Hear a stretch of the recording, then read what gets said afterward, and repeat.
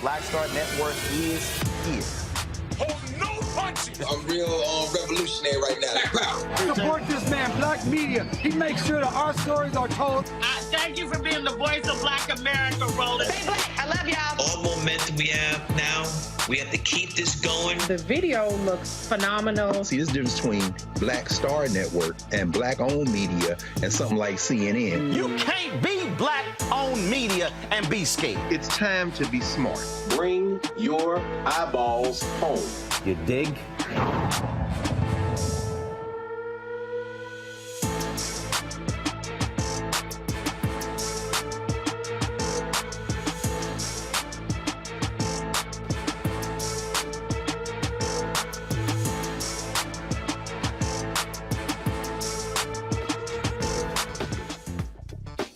January 8th, 2023, coming up on Roland Martin streaming live on the Black Star Network.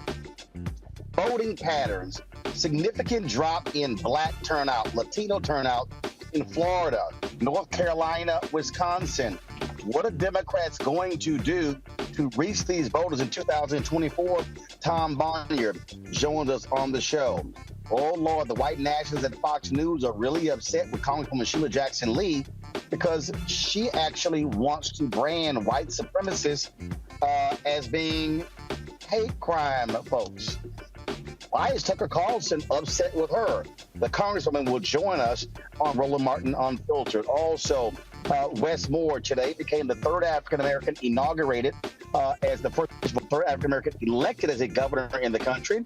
We'll show you Oprah's introduction and play all of his speech as the 63rd governor of Maryland. Also, Dr. Rowe, part two of our conversation with her about eating healthy in 2023 and fitness guru Donna Richardson Joyner also joins us to talk about a new you in 2023. Folks, it's time to bring the funk. I'm Roland Martin Unfiltered for the Black Star Network. Let's go. He's got it. Whatever the biz, he's on it. Whatever it is, he's got the scoop, the fact, the find. And when it breaks, he's right on time and it's rolling. Best believe he's knowing. Putting it down from sports to news to politics. With entertainment just for kicks, he's rolling. It's on Go, roll, y'all. It's Roland Martin, Rolling with Roland now.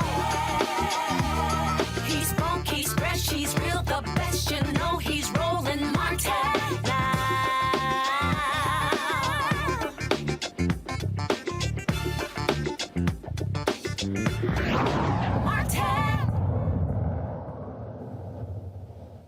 I told you there was significant Republican enthusiasm in a number of places in 2022 when it came to the election. That was definitely the case in Florida. You had a significant number of Republicans who voted there. But the reason why Republicans crushed Democrats in Florida was because you had a tremendous drop-off of Democrats who voted in the Sunshine State. When you look at voting data that took place in North Carolina, took place in Wisconsin, you saw the exact same thing. What is going on? Tom Bonnier is the CEO of Target Smart. You follow him on Twitter. He's always talking about these voting numbers and these trends. Tom, glad to have you on Roland Martin Unfiltered. Let's first start with Florida.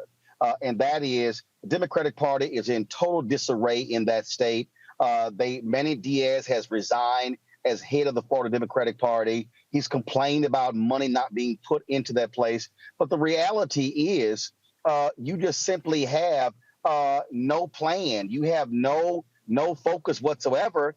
And Democrats just stayed the hell home in 2022. Yeah, that's right. I mean, we are looking at the data now in terms of, the election, obviously, from last November. A lot of people had theories about what happened and why. And what we're doing is looking at the actual vote history of who voted. We can look at actual turnout. We've got that for about 15 states now. You mentioned some of the key ones, including Florida, North Carolina, some other key states. And the pictures that is emerging is exactly as you said. We look at voters of color having lower turnout, significantly lower turnout in these states where Democrats did well. When we think about the states like Michigan and Pennsylvania, it was a different picture. But where Democrats lost in Florida, Democrats obviously lost by a huge margin. Democratic turnout was frankly just awful. And, I think about this from a messaging perspective because before the election, as we all remember, there was a lot of talk in the media and frankly from Democratic strategists saying, well, maybe Democrats are losing in these states because we're not talking about the economy enough, because we're not talking about crime enough, we're not talking about inflation enough. Maybe we're talking about Republican extremism too much. We're talking about the Dobbs decision too much. And the reality is where Democrats invested in communities of color and organized with communities of color and voters of color early, not in the last few weeks, and weren't afraid to run campaigns where we talked about these issues of Republican extremism and, frankly, the existential threat that they pose. That's where Democrats did well. But in places where Democrats were, frankly, following this, middle of the road message, and we've got to talk about the economy. It's not that we shouldn't be talking about the economy and crime, but where that was the centerpiece and where, frankly, Democrats were trying to be more like Republicans, things didn't go well. Here's the thing, and I can tell you point blank, when you talk about being early, we reached out to the Democratic Senate Campaign Committee. We reached out to the DCCC, Democratic Governors Association. I mean, obviously, my audience is African American. It's a natural constituency for Black people are number one and number two, Black women and Black men who vote Democrat. And pretty much we hit them in March. No response. Finally got a couple of meetings in July. Sent a proposal, no response. I did not receive any DCCC political advertising until the last week of the campaign. DCCC, it wasn't until October. DSC. And the other thing is this here. You look at Mandela Barnes in Wisconsin. What did they do? They major drop off in Milwaukee. He gets those numbers. He's a United States senator. I talked to black activists there. They said there was absolutely no outreach there in Milwaukee. Sherry Beasley's campaign. I was reaching out to them very early. Guess what? They never brought us in, never did anything. Major black. Her campaign didn't even ask President Barack Obama to come in. They didn't even bring in Vice President Kamala Harris. Here, Tom, I think the fundamental issue is this here. And I'm going to be very frank. White Democratic strategists are still thinking they can use the Obama playbook. Folks are just going to turn out. He's a once in a lifetime candidate or two lifetime candidate. The black infrastructure that was put in place by Reverend Jackson, Ron Walters, Ron Brown after 1988 was obliterated because Obama didn't need it. And the white Democratic strategists who control the money refuse to listen to black people, and they're going to keep losing until they do. You know, there's this notion in campaigns, which has been, I've worked in Democratic campaigns for almost 3 decades, which is a little bit crazy. But there has been this sort of persistent notion that when we talk about, quote, base engagement, that it's something that happens late, right? That get out the vote is late.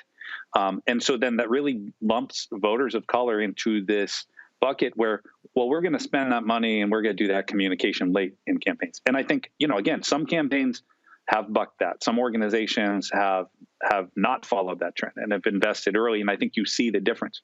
But I think the biggest difference, and I think what is lacking in a lot of these cases is, and this sounds obvious, but I think it's still lost upon many, is voters are going to vote if they believe that their vote can make a difference.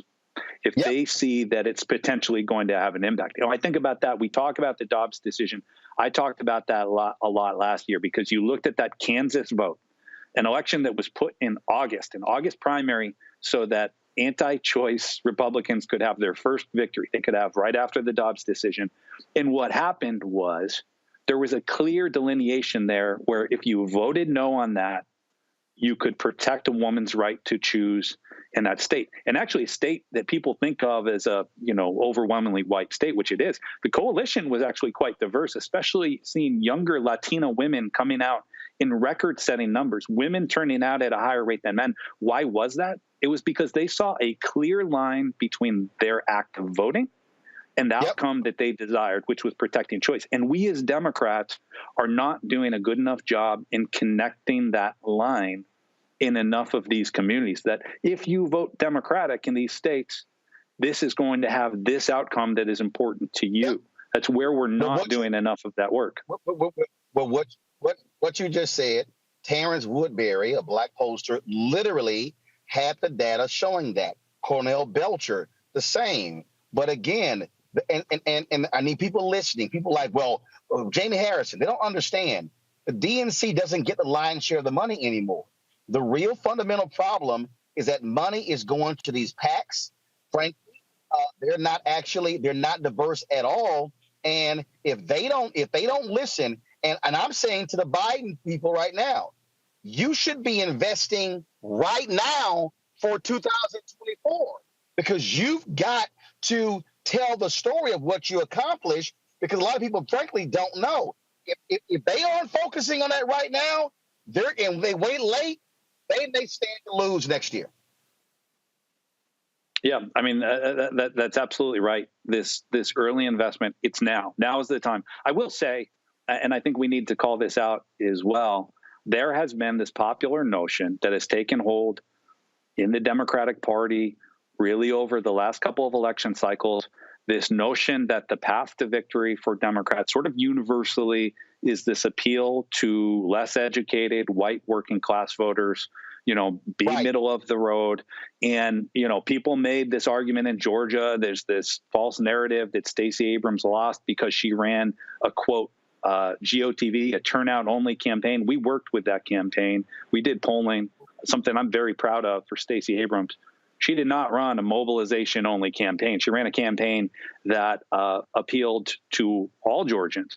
I think the difference was people saw that, yes, she actually was talking to voters of color and focusing on mobilization early. And people took that as such a departure from the norm that it seemed like, some sort of error. It wasn't. It's what we all need to be doing. There are many other reasons why she faced a difficult path there. Yep. But people attributing that to this notion that, well, she lost because she focused too much on trying to mobilize the base is absurd when, frankly, we aren't seeing enough resources. And again, I'm not saying that campaign resources shouldn't go to persuasion. They absolutely should. And Democrats, there's a certain calculus, as you know, having done this work for years, there's a path to victory. And that includes a very diverse coalition in all these states. The problem is, at this point, in most of these cases, and certainly in these states and races where we lost by these surprisingly large margins and Democrats stayed home, I don't think anyone can look at that and say, well, we invested enough in base mobilization. Yep, that's exactly what it is. So, Tom, we're going to continue focusing on this all up the next year, and hopefully these strategies are paying attention. We appreciate it. Thanks for your good work. Thank you. All right, got to go to a break, folks. When we come back, Congresswoman Sheila Jackson Lee talks why she's being attacked by Fox News. We'll explain next. Roland Martin Unfiltered on the Black Star Network. Most people think that these television shows that tell stories about who we are as black men, and then they paint these monolithic portraits of us. They think that they're being painted by white people. And I gotta tell you, there are a whole bunch of black folk that are the creators, the head writers, the directors of all of these shows, and that are still painting us as monoliths. The people don't really want to have this conversation. No, they don't.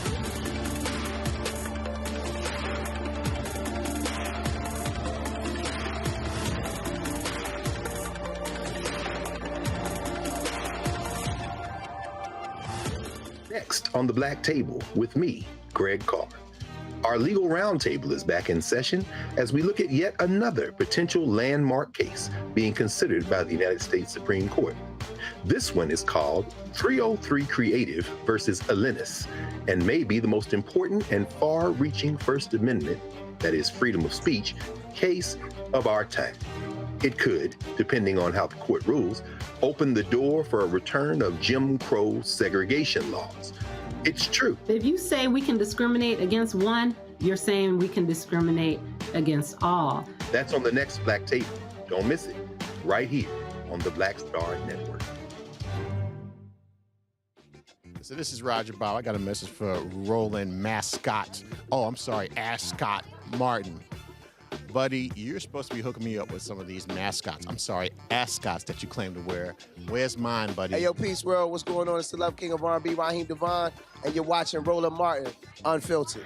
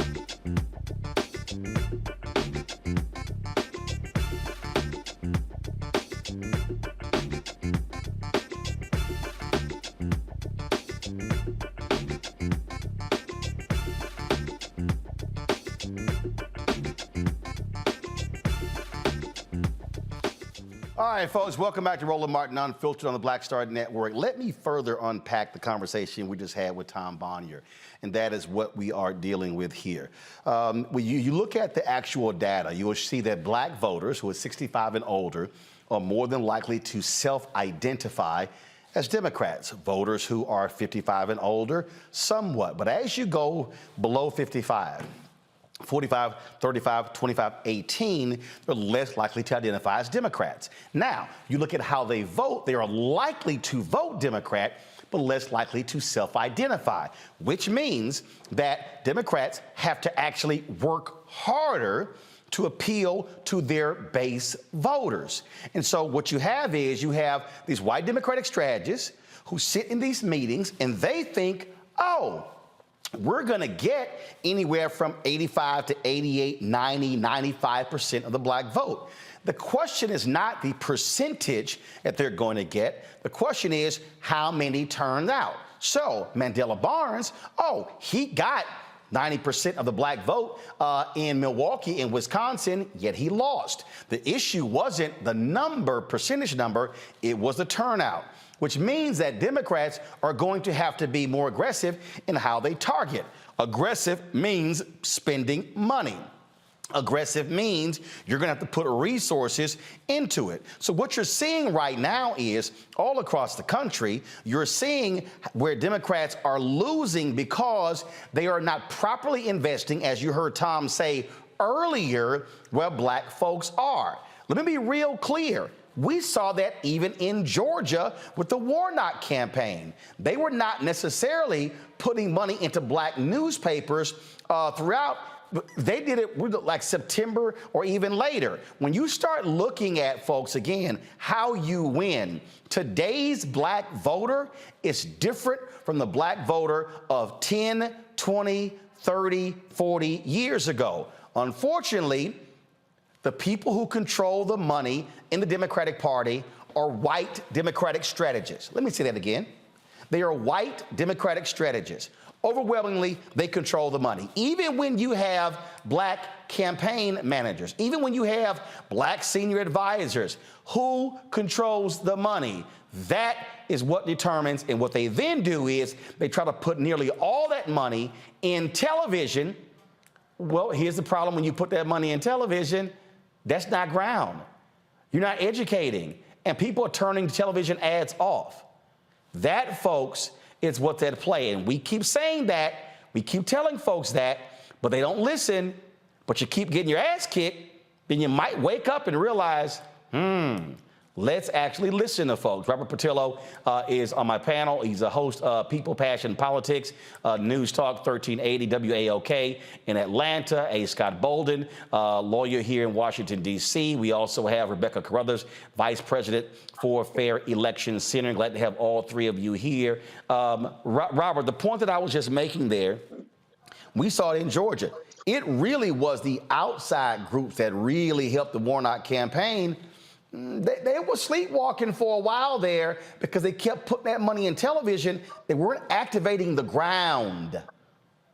Well, Roland, if you look at the difference between, let's say, Georgia, where you have Warnock running, and North Carolina, where you have Sherry Beasley running, you have to look at the difference being the outside groups, whether it's Black Voters Matter and LaTosha Brown, whether it's SCLC, NAACP, Rainbow Push Coalition, Georgia Coalition for the People's Agenda. Those were the people who were filling that gap that the Democratic Party had left, and that is what really pushed Warnock across the finish line when it comes to that election. And as long as they continue to run this same tired playbook of give Black people nothing and just assume they're going to turn out, they're going to keep losing.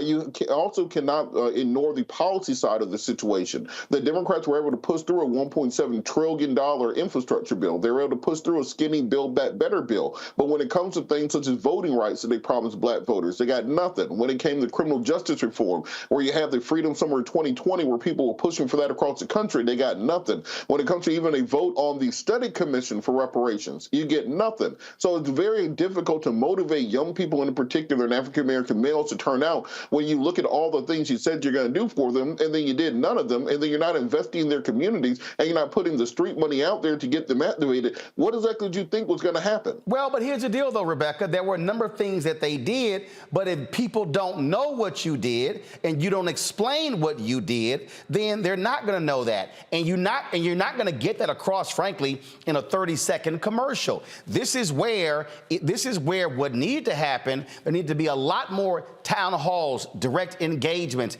activating Black-owned media, going into those communities. That was part of the issue. Also, Black radio. Again, what these white Democratic strategists do is they take the money, put it on television. Why? That's how they get paid. And so that's the deal there. You have to explain to people what you did. They ain't gonna read a 3-page White House fact sheet.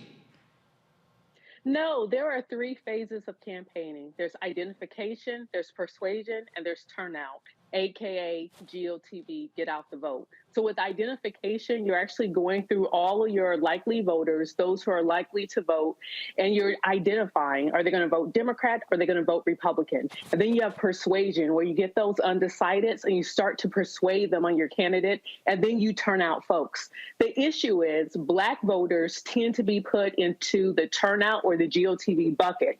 Instead, just like you mentioned, when we know that there are a lot of Black folks, especially under the age of 55, who no longer identify with the Democratic Party, that means that during the initial phase of campaigning, the identification, these campaigns need to go into Black communities and identify who these voters are. And second, it's not just identifying their political affiliation or their political leaning, but when you get to persuasion, you have to persuade them to actually turn out and vote.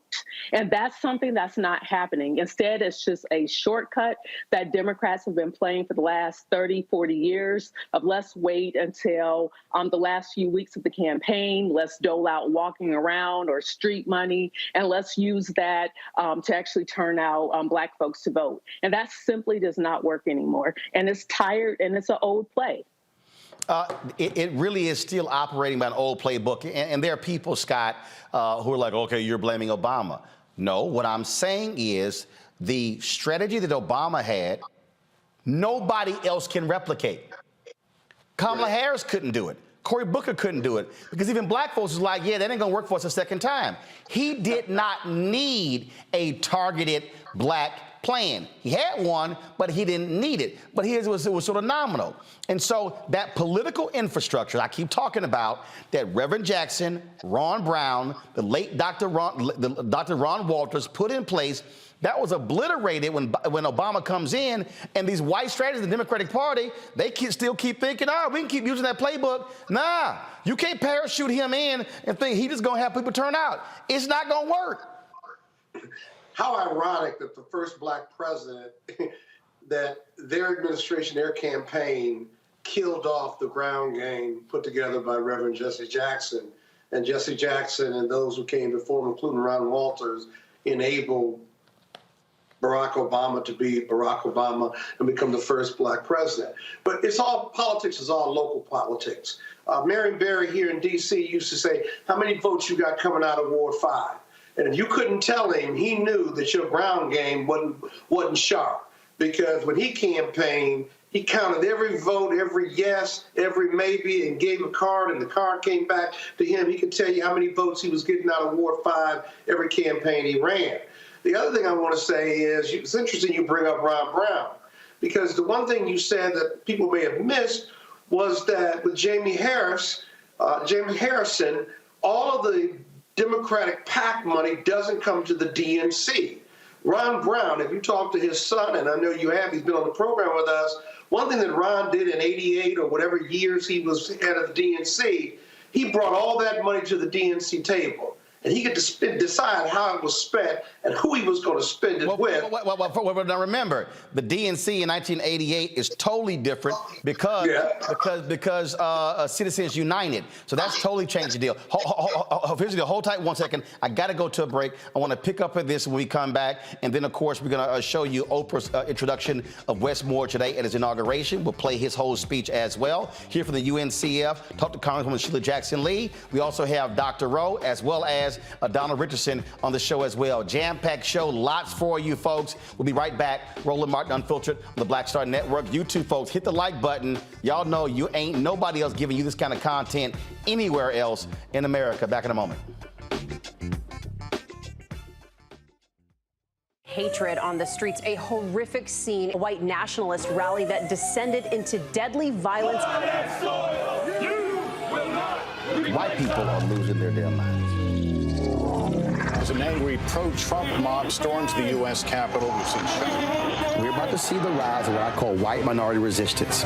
We have seen white folks in this country who simply cannot tolerate black folks voting. I think what we're seeing is the inevitable result of violent denial. This is part of American history. Every time that people of color have made progress, whether real or symbolic, there has been what Carol Anderson at Emory University calls white rage as a backlash. This is the rise of the Proud Boys and the Boogaloo Boys. America, there's going to be more of this. Here's all the Proud Boys, guys. This country is getting increasingly racist in its behaviors and its attitudes because of the fear of white people. The fear that they're taking our jobs, they're taking our resources, they're taking our women. This is white fear.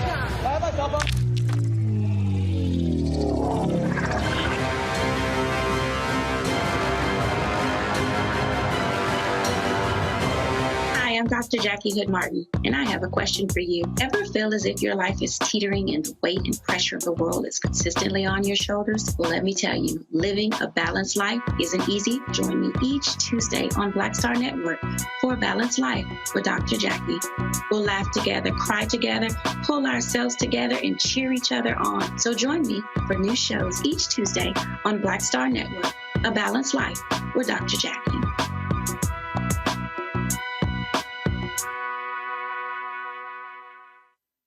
Carl Payne pretended to be Roland Martin. Holla! Hi, I'm Chaley Rose, and you're watching Roland Martin Unfiltered.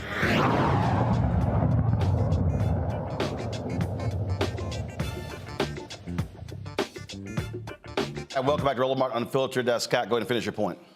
Yeah, well, I got Citizens United, but the DNC and Jamie Harris, whoever's going to lead it, needs to figure out how to do something similar to that to control more of these dollars. But the bottom line is, the Democrats really don't care about black voters. They want the black vote. They know we got nowhere else to go. And until we vote and take our vote somewhere else, it's going to continue to happen because they're not dumb. They listen to this show. They listen to other shows. They know exactly what they're doing, and they're just unwilling to change it. They're in love with bringing white folks back to the party. Well, I disagree. There are some who do care, Rebecca. Again, what has to happen is, and I'm a firm believer in this, you have to have CBC members, other black politicians, putting maximum pressure on all the levers. And what I'm talking about is not just the DNC. I'm saying DNC, DCCC, DSCC, Democratic Governors Association, Priorities PAC, Emily's List, environmental groups, all of those groups. And there has to be a reckoning to say, yo, y'all play us, we gonna keep losing, and y'all keep trying to go after that suburban white voter. This is your base. I don't care who you are. You don't lock down your base in any area, you lose.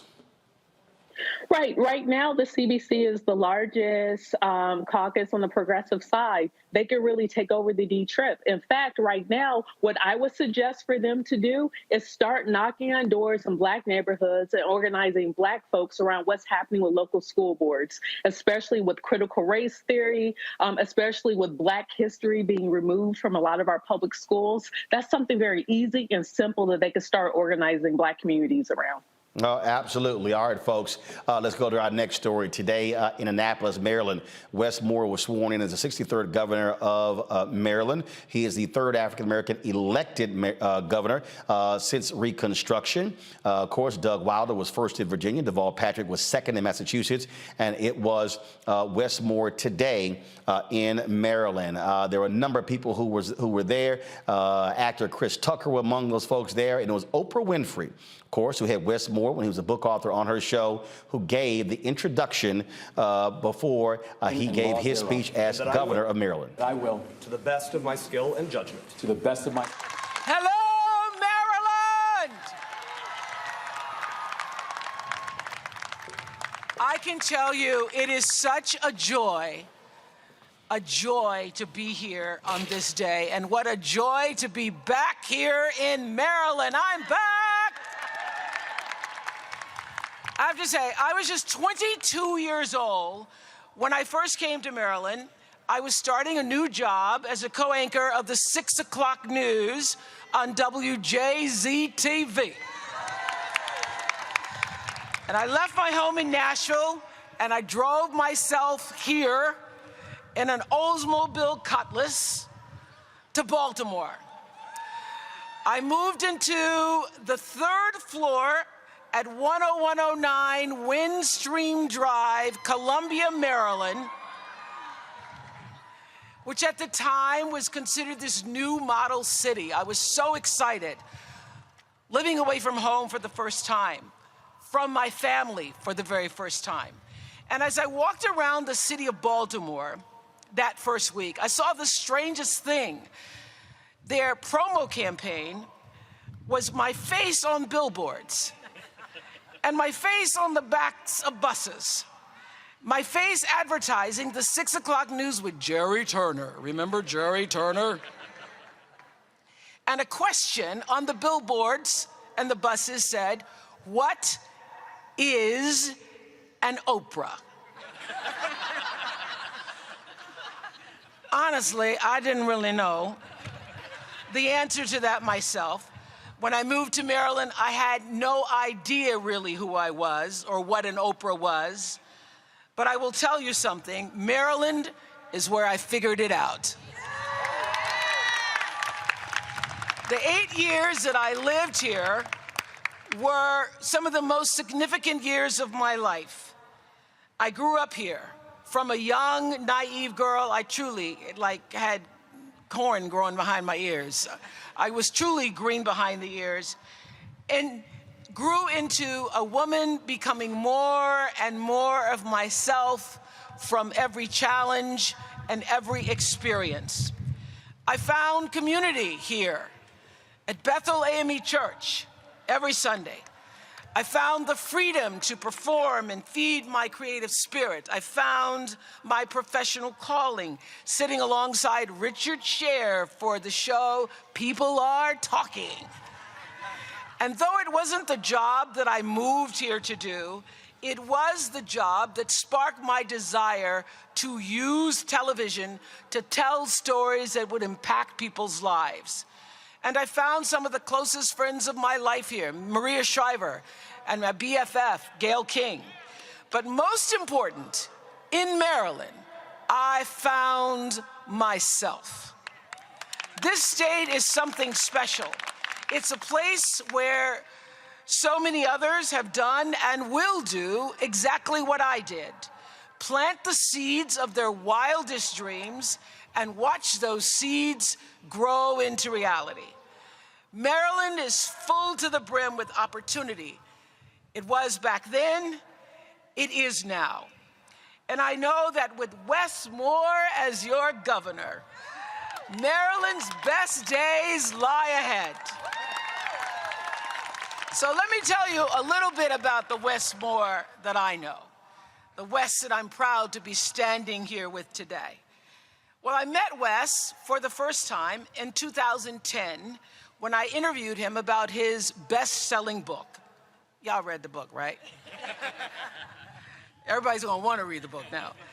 I was so impressed even then by his integrity and his wisdom. He was wise beyond his years. He knew who he was, and he had a vision for who he intended to be and how he wanted to serve. Though I have to say, I was delightfully surprised when he called me last year, on January 6th, as a matter of fact, to tell me that he wanted to serve as governor. And I said, you want to run for governor in this political climate where everybody is so polarized, where there's such vitriol?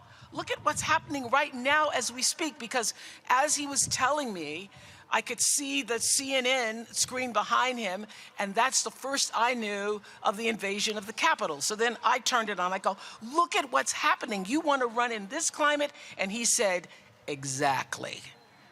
Exactly. So I said, go for it, and I'll be here if you need me. I always walk away from a conversation with Wes Moore with a new perspective, with new ideas, with a new way of seeing things, a new burst of positive energy. That's what you do for people. And about 5 years ago, Wes and our now First Lady of Maryland, Dawn Moore, had come to my house for dinner, and we had a conversation that stayed with me. I still think about that conversation.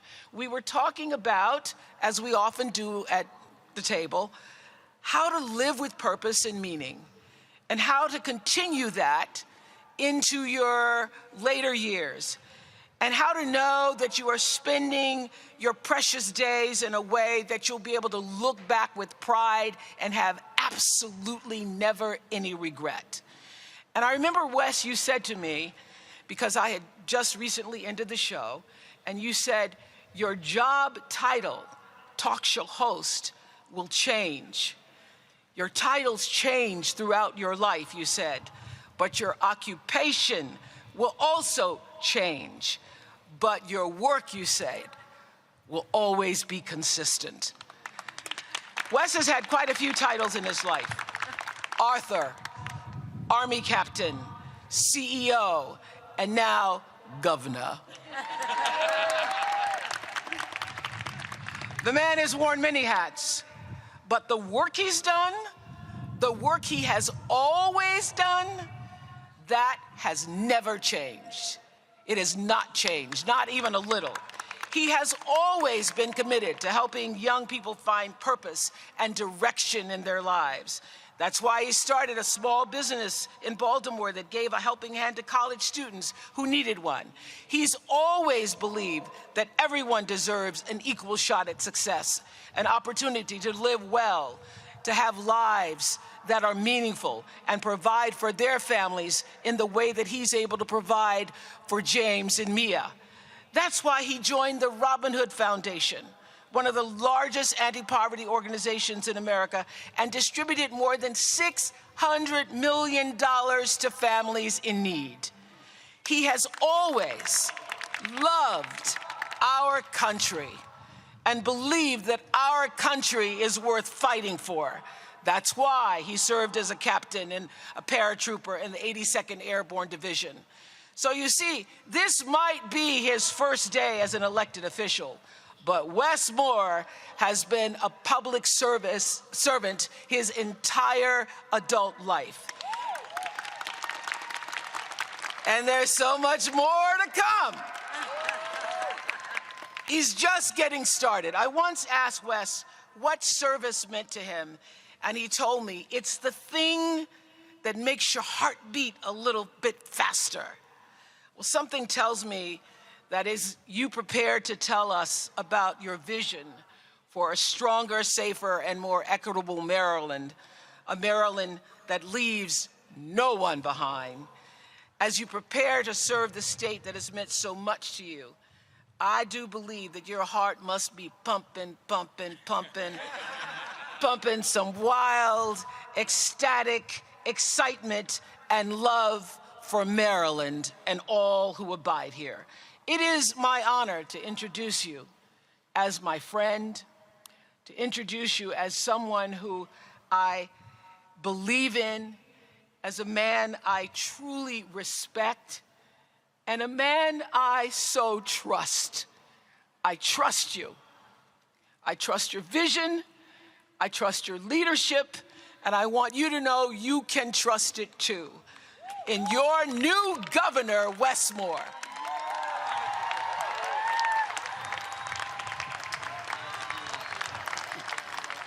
All right, folks, when we come back, we'll hear from Governor Wes Moore, his speech today in Maryland, right here on Roland Martin Unfiltered on the Black Star Network. Download the Black Star Network app, Apple phone, Android phone, Apple TV, Android TV, Roku, Amazon Fire TV, Xbox One, Samsung Smart TV. Also, don't forget, folks, we now are available on Amazon News. That's right, we on Amazon News.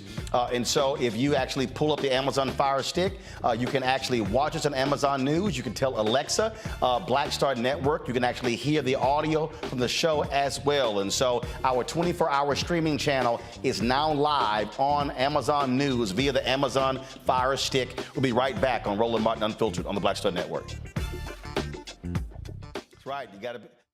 When you talk about blackness and what happens in black culture, we're about covering these things that matter to us, speaking to our issues and concerns. This is a genuine people-powered movement. There's a lot of stuff that we're not getting. You get it, and you spread the word. We wish to plead our own cause. Too long have others spoken for us. We cannot tell our own story if we can't pay for it. This is about covering us. Invest in black-owned media. Your dollars matter. We don't have to keep asking them to cover our stuff. So please support us in what we do, folks. We want to hit 2,000 people, $50 this month, raise $100,000. We're behind 100,000, so we want to hit that. Your money makes this possible. Check some money orders. Go to P.O. Box 57196, Washington, D.C. 20037-0196. The Cash App is $RM Unfiltered. PayPal is R Martin Unfiltered. Venmo is RM Unfiltered. Zelle is Roland at RolandSMartin.com. On the next, A Balanced Life with me, Dr. Jackie. People can't live with them, can't live without them. Our relationships often have more ups and downs than a boardwalk roller coaster, but it doesn't have to be that way. Trust your gut. Whenever your gut is like, this isn't healthy, this isn't right, I don't like the way that I'm being treated. This goes for males and females. Trust your gut, and then whenever that gut feeling comes, have a conversation. Knowing how to grow or when to go, a step-by-step guide on the next A Balanced Life on Black Star Network.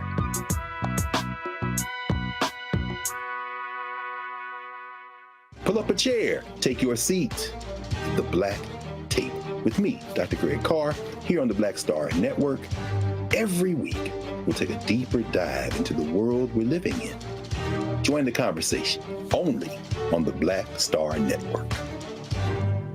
Hi, everybody. This is Jonathan Nelson. Hi, this is Cheryl Lee Ralph, and you are watching Roland Martin Unfiltered.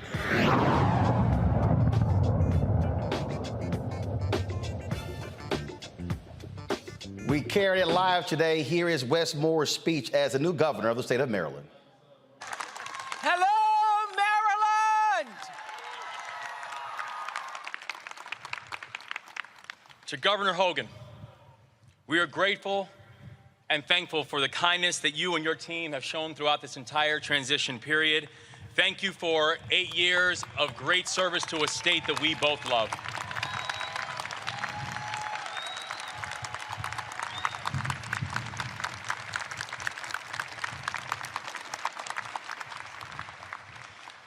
To my dear friend Oprah Winfrey,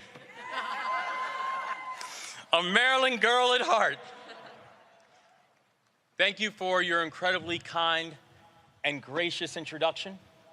It is an honor to be with you today and always, and thank you for always being in my corner. To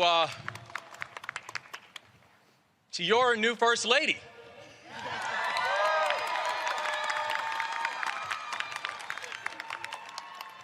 my amazing wife, Dawn, And to the new first babies,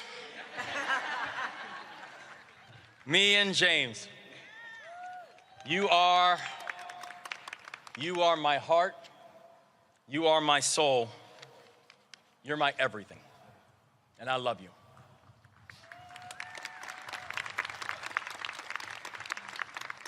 As we stand here today, looking out over Lawyers Mall, and you can see right there the memorial to Justice Thurgood Marshall.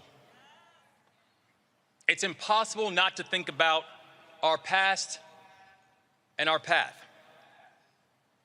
We're blocks away from the Annapolis docks, where so many enslaved people arrived in this country against their will, and we are standing in front of a Capitol that was built by their hands. We have made uneven and unimaginable progress since then, and it is a history that has been created by generations of people whose own history was lost, stolen, or never recorded. But one thing we know is that right now we are standing here in our history, in our shared history, in our collective history, made by people who over the past 2 centuries, regardless of their origin story to this state, fought and built a state and a country that works for everybody. And there are 2 people who are here today who embody that spirit, who are sitting right here next to me, 2 extraordinary women named Hema and Joy.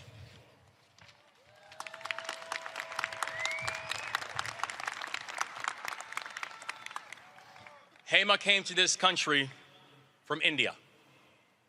Joy from Jamaica. Yeah, man. They immigrated to America with hope in their hearts, not just for themselves, but for future generations. And now, today, they are sitting here together at the inauguration of their children to become the governor and lieutenant governor of a state that helped to welcome them. Please stand up. Please stand up so everybody can see you both.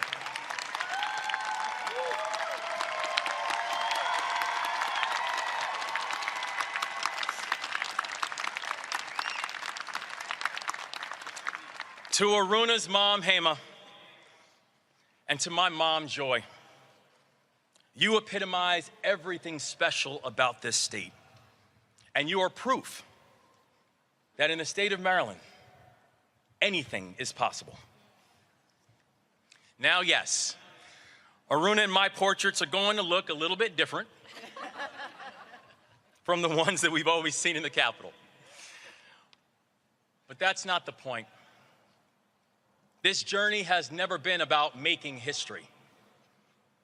It's about marching forward.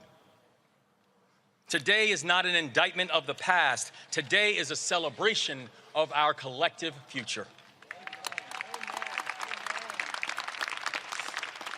And today, our opportunity to begin this future is so bright it is blinding, but only if we are intentional, inclusive, and disciplined in confronting challenges, making hard choices, and seizing this opportunity in front of us. Our state is truly remarkable. From my birthplace of Montgomery County to my adoptive home of Baltimore City, from the sandy beaches of the Eastern Shore to the rolling hills of West. Yeah, go ahead, Eastern Shore. Go ahead and make yourselves known. To the rolling hills of Western Maryland and everywhere in between. Maryland is home to spectacular natural beauty and dynamic industries and people as talented as they are determined. But the truth is, Maryland is asset rich and strategy poor. And for too long, we have left too many people behind. We know it is unacceptable that while Maryland has the highest median income in the country, 1 in 8 of our children live in poverty. We know it is unacceptable that in the home of some of the best medical institutions on the planet, that more than 250,000 Marylanders lack health coverage. We've been asked to accept that some of us must be left behind, and that in order for some to win, it means others must lose. And not only that, we've come to expect that the people who have lost will keep losing. We must refuse to accept that.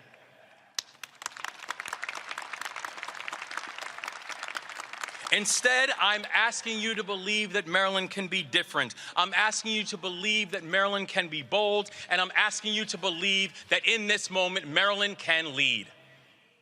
I'm asking you to understand that it is time for our policies to be as bold as our aspirations, and to confront the fact that we have been offered false choices. We do not have to choose between a competitive economy and an equitable one.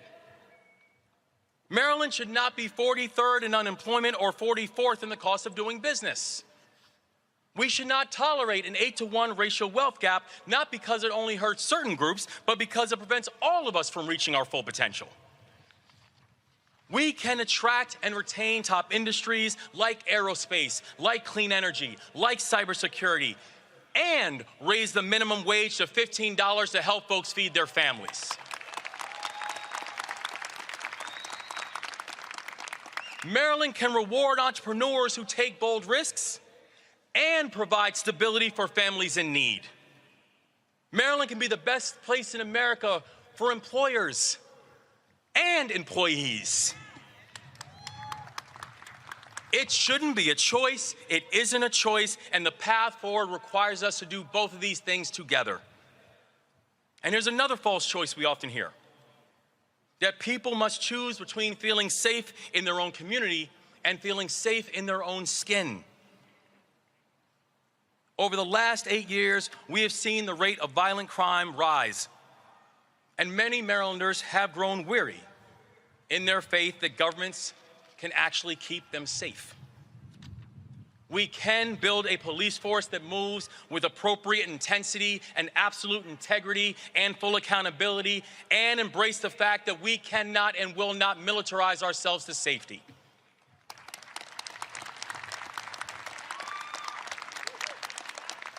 We can and we will support our first responders who risk everything to protect us, and change the inexcusable fact that Maryland incarcerates more black boys than any other state in this country.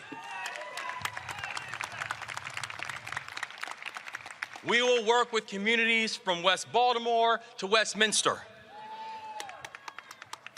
to share data so we can keep violent offenders off of our streets, and we can welcome people who have earned a second chance back to our communities.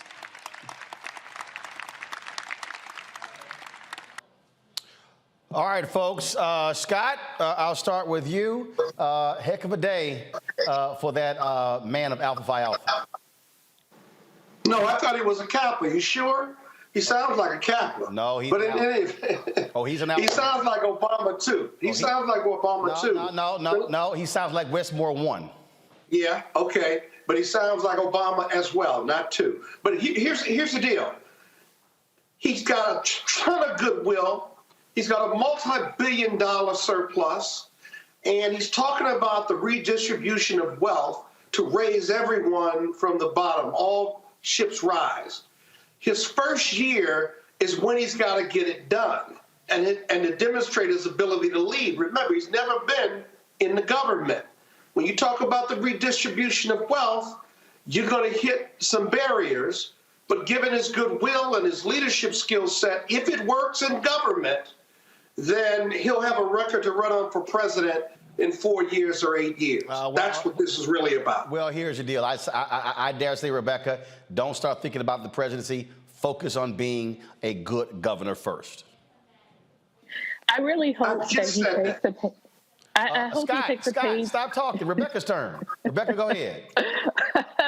Nice to see you again, Scott.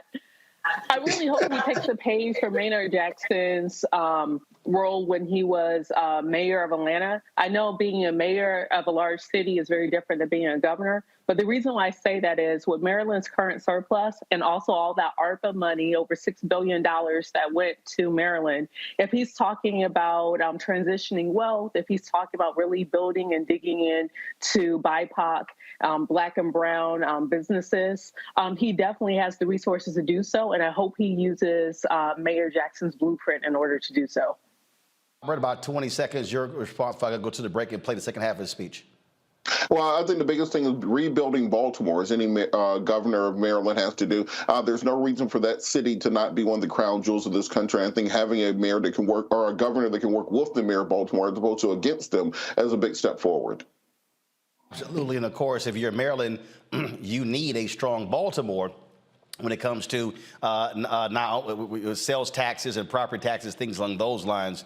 And so that is going to be really important. Plus, Governor Wes Moore has the benefit. Democrats control the legislature, and the top 4 officials in the state of Maryland, all African American. And so that's also important when it comes to black politics. Hey, folks, don't forget, you can now watch us on Amazon News with the Amazon Fire Stick. So all you got to do is if you use that device, you can also have us on your main page.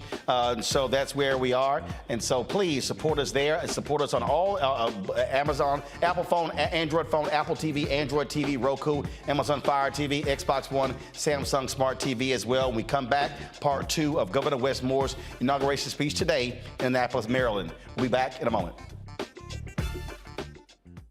On the next Get Wealthy with me, Deborah Owens, America's Wealth Coach, we're talking about the difficulty of being able to acquire wealth for Black Americans. My guest, Emily Flitter, is the author of The White Wall: How Big Finance is Bankrupting Black Americans. The bad stuff that you feel when you're dealing with the financial services industry is not your fault. It's not your fault, and you don't deserve to be treated like this. That's right here on Get Wealthy, only on Black Star Network.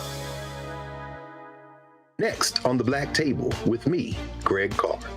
Our legal roundtable is back in session as we look at yet another potential landmark case being considered by the United States Supreme Court.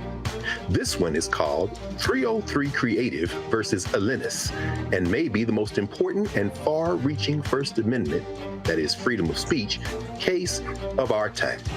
It could, depending on how the court rules, open the door for a return of Jim Crow segregation laws. It's true. If you say we can discriminate against one, you're saying we can discriminate against all. That's on the next Black Table. Don't miss it. Right here on the Black Star Network.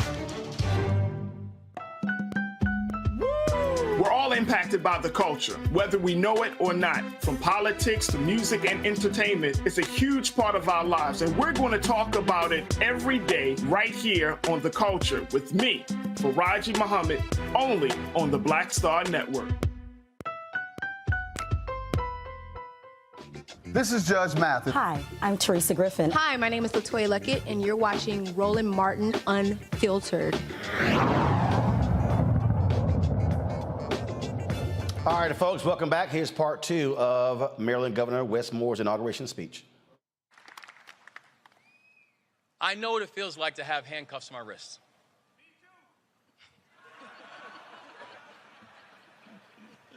We're not alone.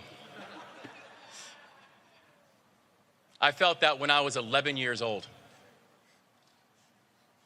I also know what it's like to stand with families and mourn the victims of violent crime. We do not have to choose between being a safe state and a just one. Maryland can and we will be both.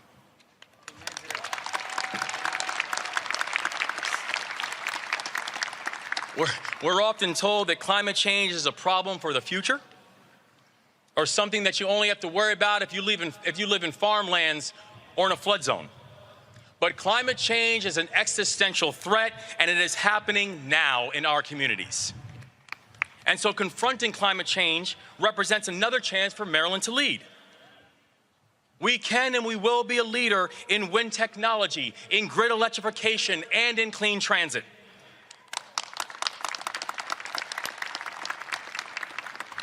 We will protect our jewel, the Chesapeake Bay, and address toxic air pollution that chokes our cities, and we will put Maryland on track to generate 100% clean energy by 2035 and create thousands of jobs in the process. Clean energy will not just be a part of our economy, clean energy will define our economy in Maryland. But that requires everybody.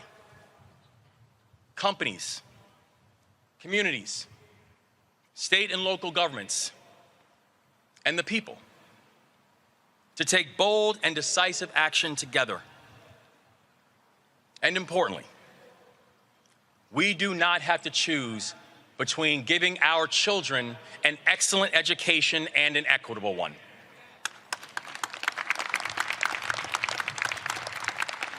We will ensure that every single one of our students and every single one of our children knows that this state loves and needs them, and we will create policies that can help them thrive.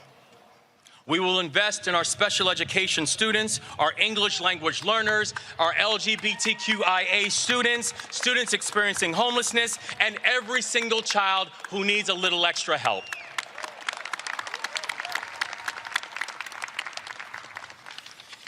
And we will see to it that mental and behavioral health challenges do not prevent our children from getting the education that they deserve as well. And while Maryland is home to some of the best and some of the greatest institutions of higher education in this country, something we should be very, very proud of, we must end this myth that young people must attend one of them in order to be successful. That's not the path for every student.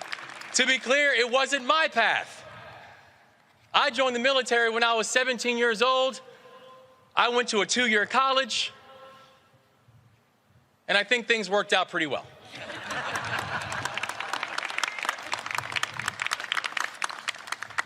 Every student in Maryland will know that there are paths to their success and their fulfillment. And those paths begin with high quality and highly inclusive schools from pre-K to 12th grade. Now, my own journey started in military school, where I learned one of my core values: service. I went on to lead soldiers in Afghanistan, and my years of service transformed me. My character was strengthened, my vistas were widened, and my leadership was tested. I want every young Marylander of every background and from every community to have the opportunity to serve our state. That's why we will offer a service year option for all high school graduates. A year of service can prepare our young people for their careers and also provide our state with future leaders, public servants that we desperately need. The challenges that we will face will require all of us to answer this call to service, to go out and join the ranks of our teachers and our firefighters, our police officers and our civil servants, our nurses and our union members. You've elected me to serve as your governor, but the work will be done together. Now, fair warning, there are going to be skeptics and people who say that we cannot rise above the toxic partisanship that we see too often in today's politics, where people care more about where the idea came from than is it a good idea? Those are the same voices that told me at the beginning of this campaign, you don't understand how politics works. And to them, I said and I say, we must govern on big principles and not on petty differences.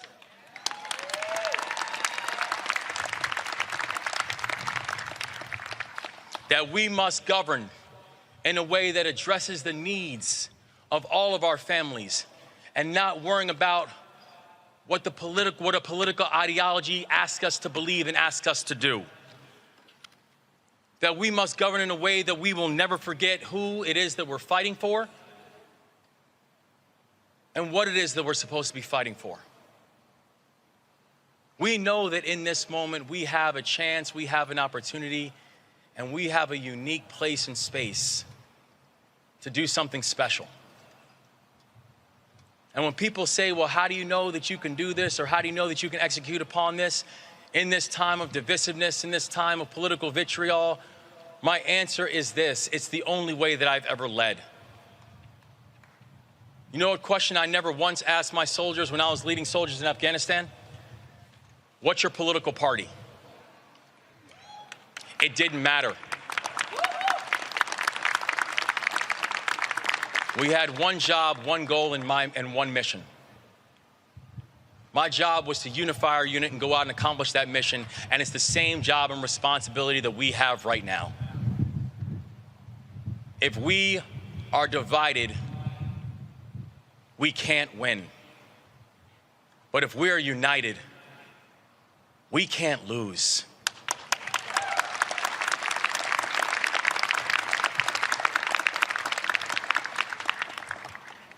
Now, we know that we stand here on the cusp and in a time of a historic measure. And we're very humbled by that. We know that in this time, that while for both Aruna and myself, that we're walking in a space that and we're able to see higher because of the shoulders that we're standing on. We also know that is not the assignment. That in this time and in this moment, we have a unique opportunity to lead and to love. We have a unique opportunity to build and to grow. But that opportunity can only happen if we're doing it together. Now is the opportunity that we have to march forward and to march together. And let us march on till victory is won.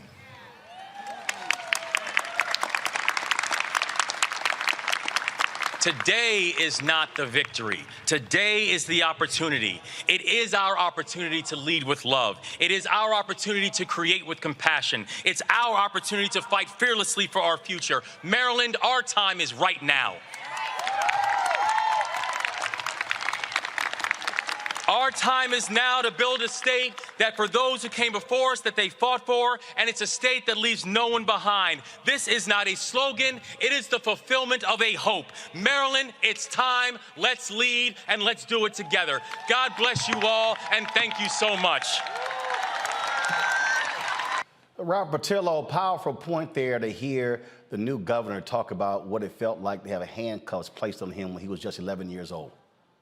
Yeah, absolutely. And I think the point that he's making about this false dichotomy that's been created in the national discussion, that you can either have safe communities or you can have police reform, that's a very important point that has to be made, because often we hear conservatives say, well, they want to defund the police. They want crime to run rampant. No, people want safe communities regardless of the color of their skin. But at the same time, they don't want to have to fear the criminals and also fear law enforcement. And therefore, I think that having a governor who understands that need for balance, that need for programs, particularly when he was talking about educational programs that can help bring more youth into the working environment without requiring 4 years of college, finding other ways for people to serve, finding other ways for people to prosper in the state. I think it's a very important, very powerful speech. And I'm hoping that he finds the allies needed in Annapolis to bring these policies into fruition, because the state of Maryland needs this type of unity because of the diversity of the state, because of the various areas of the state that have grown apart. Having a governor trying to pull that back together is crucial. Rebecca, normally these inauguration speeches are pretty boring. That was a very substantive and effective speech. Yeah, it was. And I really look forward to see what he's going to do over the next 4 years. I know a lot of people are excited because he speaks well, he presents well, he has a beautiful family, and a lot of people are talking about him perhaps running in 2024 or 2028. But I actually want to see him govern.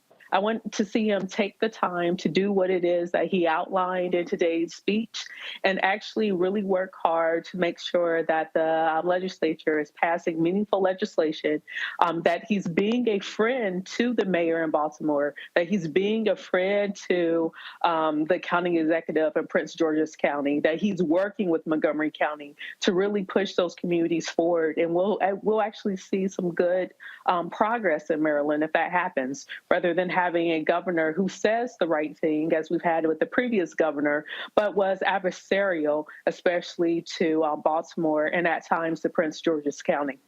Scott? Yeah. The question will be, will he overcome politics or will politics overcome him?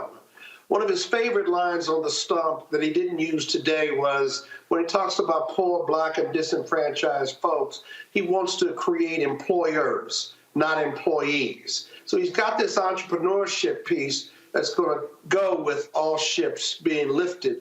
And so there again, he's got to get it done. There is no other governor that speaks like him, no other governor that has that positive of a message and believes that much in his ability to marshal these resources and lead Maryland. If he's able to do it, regardless of what he runs for in the future, if he's able to do that, he is going to be a transformational leader for the state of Maryland. All right, folks, got to go to a break. Coming up next, Congresswoman Sheila Jackson Lee will also talk with the UNCF about a major donation they've received. Folks, don't forget, you can vote for us for the NAACP Image Award. That's right. Here's what you do. You go to vote.naacpimageawards.net. Scroll down to the category Outstanding News, Information, Series, or Special. Select that category. Then what you do is scroll to Roland Martin Unfiltered, Black Votes Matter Election Night Coverage. Click on Vote. You can then scroll back to the other categories as well. You can register your vote with the email of your choice. You can actually use more than one email if you want. Only one vote is allowed per email address. Then confirm that you're not a robot. Voting ends February 10th at 9 p.m. Eastern. So let's go ahead and bring this home. We're the only Black-owned media company that actually got nominated for an Image Award. We'll be right back.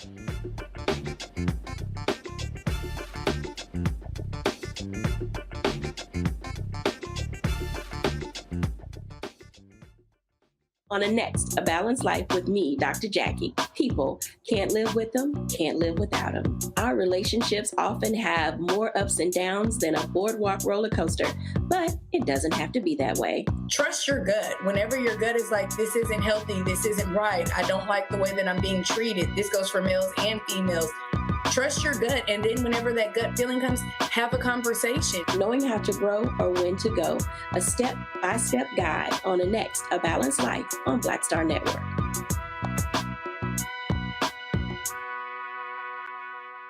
Most people think that these television shows that tell stories about who we are as Black men, and then they paint these monolithic portraits of us.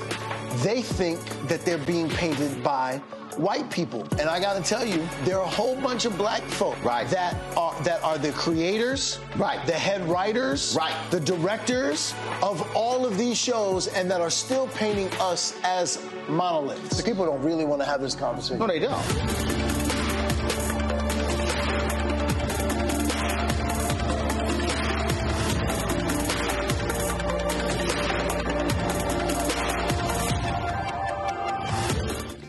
What's up, everybody? It's Godfrey, the funniest dude on the planet. I'm Israel Houghton. Apparently, the other message I did was not fun enough. So this is fun. You are watching Roland Martin, my man, Unfiltered.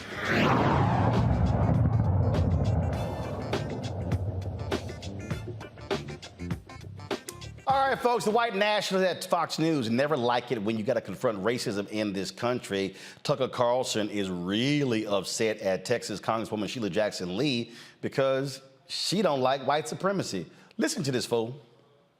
Now, Lee has, quote, served in Congress for nearly 30 years, but it's hard to think of a single thing she has ever done to improve the lives of the people who elected her. She doesn't seem interested.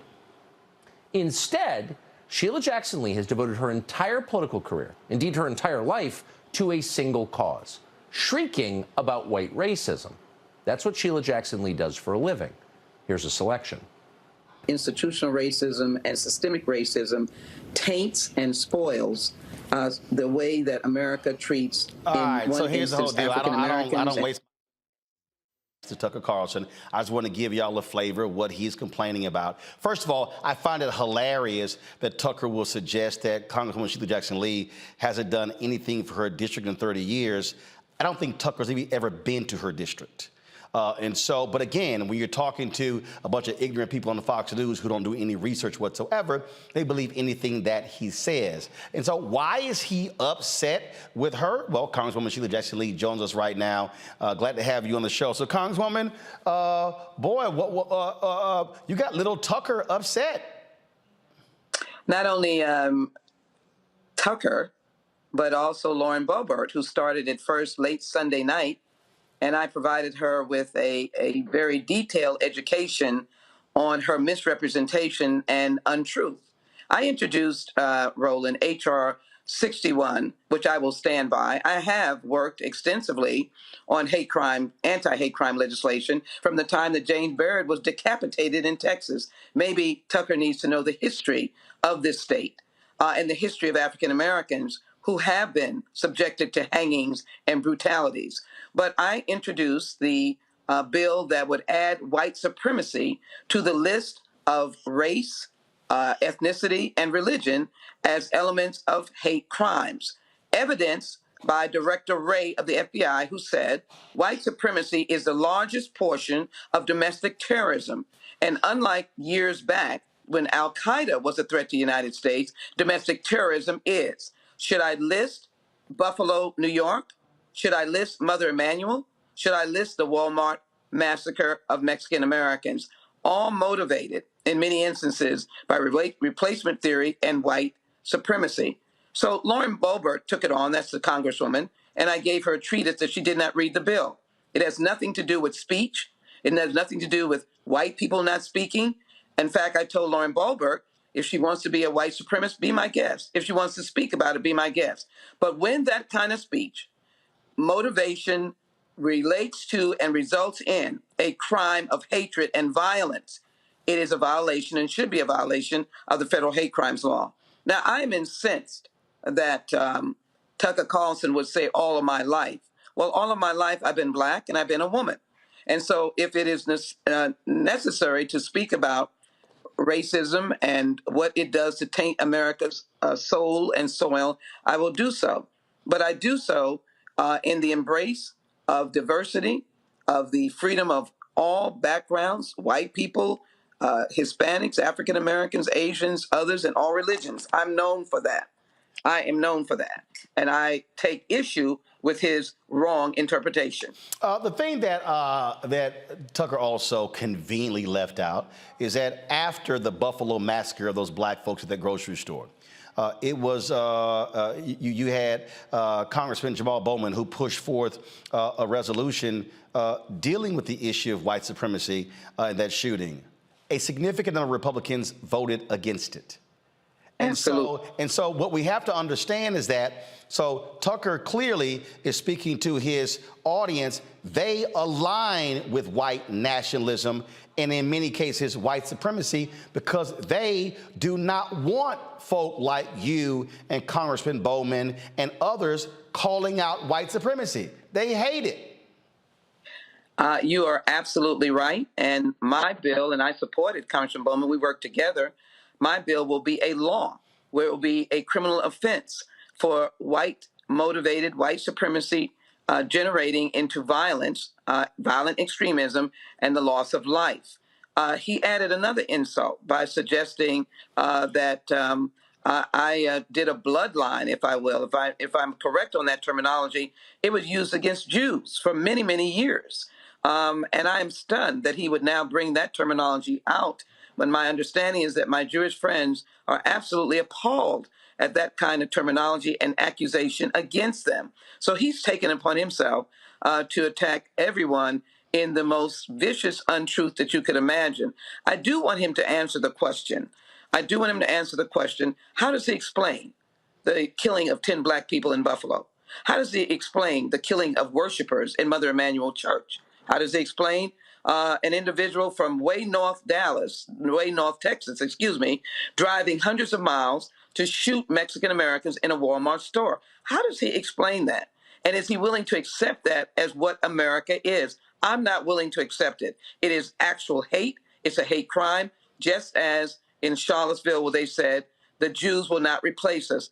Absolute racism and a part of white supremacy. So I'm just wondering where Tucker gets his, how should I say it, his backbone to even criticize and not understand the legislation. And the same thing with the Congresswoman who indicate that's all Democrats do.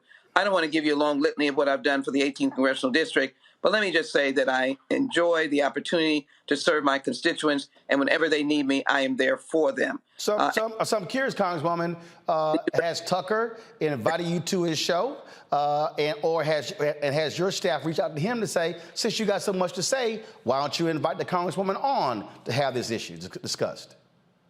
We have, in fact, been in discussions, and I told my staff, if he is serious, we'll have a conversation. If he is not, I will not go on to be a whipping boy for Tucker Carlson. I can take him on, but I don't have the controls of being cut off on the other end. And I refuse to be cut off on behalf of my constituents. So we are in. Well, look, I'll say this here. If you go on, it needs to be on set, not by satellite, as opposed to you talking to a camera, not be able to see the monitor, even if it's taped. And again, it needs to be had because here's the deal. Look, Tucker Carlson, first of all, he's scared as hell of me. I mean, you know, he's invited a whole bunch of folk who I have on my show. Oh, he's absolutely scared to death of having me on. But that's also Fox News. They don't want to have people with a different perspective because they don't want somebody bringing real facts and embarrassing their clueless and nonsensical show host. Roland, I encourage Tucker Carlson to get courageous and invite you. And I want to personally thank you for being one of the first shows that I'm given an opportunity to be able to share about what H.R. 61 really means and how it has generated the ire of people who really don't read, and you've just characterized, simply don't want the truth. It would be nice if they wanted the truth. I encourage them to invite Roland on for many things that you would have to offer them about the truth. I wish to offer the truth, and you've given me good counsel that in order to be able to control the camera and not be cut off, it would be in person. So those discussions are ongoing. We heard from them, but again, the parameters have to be discussed. But the point is, I just want the truth to be out.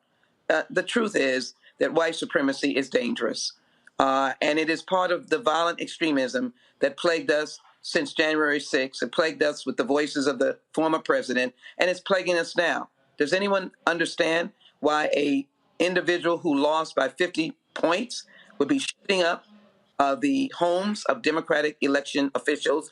This is violent extremism, and America has to collectively stand up against it. As a Black woman, I am not going to allow Tucker Carlson to get the best of my message, my truth, and who I represent. And so I'm grateful that I was able to come on and explain what this bill meant and to say that Tucker Carlson is wrong. And I'm sure I'll have the opportunity to say that further. Well, this is precisely why Black-owned media matters, being able to have platforms that we own and control. And also, I appreciate you for fighting on our behalf for advertising dollars as well, because we've been too often left out of the mix. And so we're going to continue that fight, because when we have our own platforms, we have an ability to speak back and counter the nonsense that we hear from Fox News and other platforms. Thank you so very much. And you are absolutely right. But I just pay tribute to the truth telling that you do on a regular basis every day. Thank you again. I encourage everyone to pull H.R. 61, the Laws Act. It is an amendment of the hate crimes law, and it makes it a crime for white supremacy motivated, let me be clear, white supremacy motivated violence. That's all it does. Not speech, but violence. Gotcha. Congresswoman Sheila Jackson Lee, thanks a lot. Thank you. Have a good evening. Indeed. Scott Bolden, these are the kind of games that you see Fox News. They will lie, they will distort, they will say things to the audience to get them riled up because they are pressing the buttons of white fear, which is exactly why I wrote my book. That is the basis of the network and the basis of the evening opinion-making shows. This bill in and of itself, as the Congresswoman just said, if you're not going to be a white racist or white supremacist engaged in violence, then you probably, and you don't support that, then you ought to vote for that bill. It's just that simple. We passed a hate crime bill. And so, it gets tricky for her to go on and debate Tucker Carlson because they control so much of the camera, even if you're on set, quite frankly. But I think it would be refreshing for a truth teller like the Congresswoman to go on and have a fair debate with him. It would be even better for you to have a fair debate with him. Oh, they don't want none of this. They may not, but they... Now, you know they don't. Because they're not interested in that, because that's not their audience, and the whole balance and truth issue isn't what they're selling. They are selling to a core constituent of white Republican conservatives. Bottom line. No, they talking in white conservatives. Rebecca, real quick, go.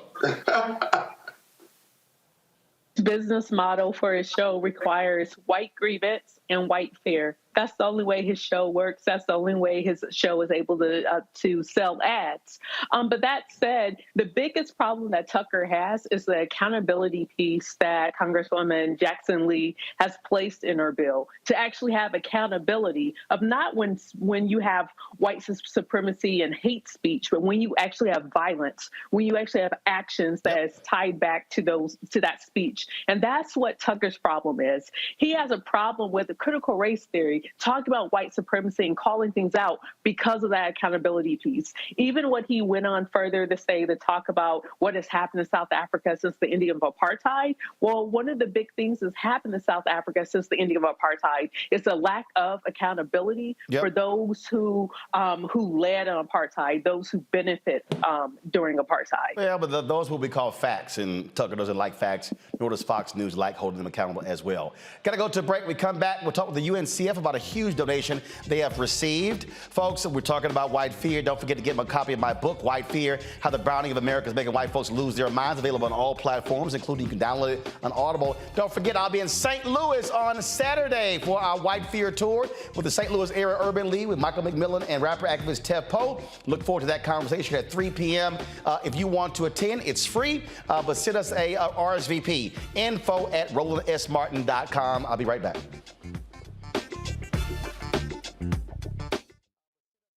I'm Deborah Owens, America's Wealth Coach, and my new show, Get Wealthy, focuses on the things that your financial advisor and bank isn't telling you, but you absolutely need to know.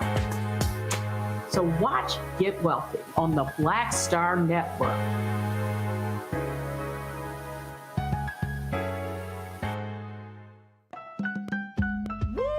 We're all impacted by the culture, whether we know it or not. From politics to music and entertainment, it's a huge part of our lives, and we're going to talk about it every day right here on The Culture with me, Faraji Muhammad, only on the Black Star Network. Pull up a chair, take your seat. The Black Table with me, Dr. Greg Carr, here on the Black Star Network. Every week, we'll take a deeper dive into the world we're living in. Join the conversation only on the Black Star Network. Black Star Network is here. Oh, no punch! I'm real revolutionary right now. Thank you for being the voice of Black America. All momentum we have now, we have to keep this going. The video looks phenomenal. See, this difference between Black Star Network and black-owned media and something like CNN. You can't be black-owned media and be scared. It's time to be smart. Bring your eyeballs home. You dig? Hey, I'm Deion Cole from Blackest. What's up? I'm Lance Gross, and you're watching Roland Martin Unfiltered.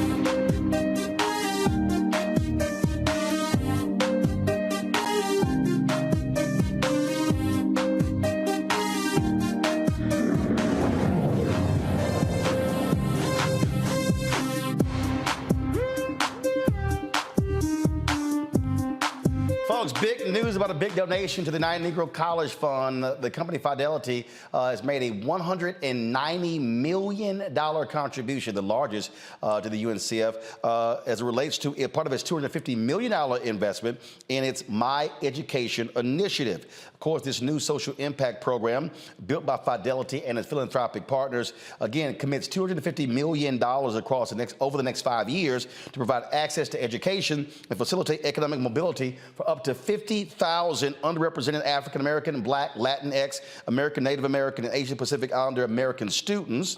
Joining us right now regarding this is Dr. Michael Lomax. He is the president and CEO of the UNCF. Pamela Everhart, she's the head of Regional Public Affairs and Community Relations at Fidelity Investments. Glad to have all of you. Michael, how did this come about? Well, you got to ask Pam.